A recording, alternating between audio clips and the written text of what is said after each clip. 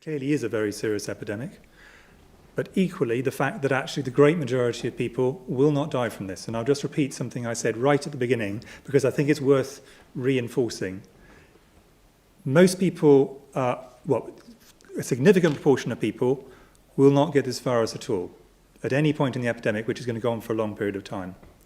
Of those who do, some of them will get the virus without even knowing it. They will have the virus with no symptoms at all, asymptomatic carriage, and we know that happens.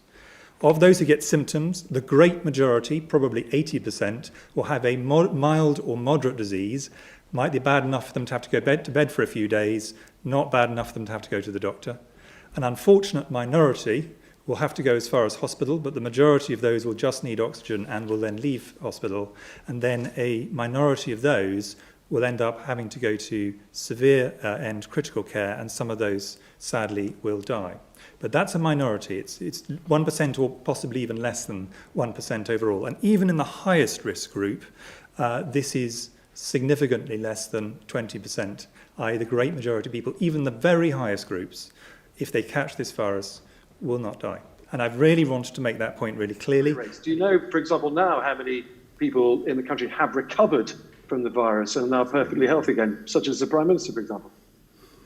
Well, we have data. Obviously, you don't know everybody for the reasons Chris has said, because a large number of people have been asymptomatic or haven't gone to the doctor. But we do have recovery rates. They are available, and I see absolutely no reason why they shouldn't be made available. Yes, we certainly have hospital recovery rates. Yes, so we have, in a sense, what we have, and this is where I wouldn't want people to overread them, but it's important, they're perfectly open data, actually. It's perfectly possible to get hold of them if people want, is we have data on the people who got as far as hospital, how many of those left hospital. But of course, they're at the very severe end of the spectrum.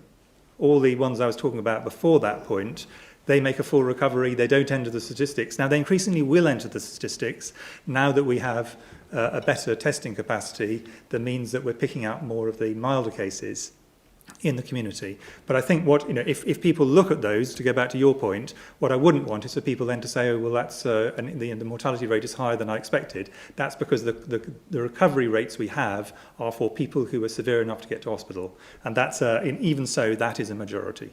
So it is important that, in a sense, it's read in that context. Thanks very much, Tom.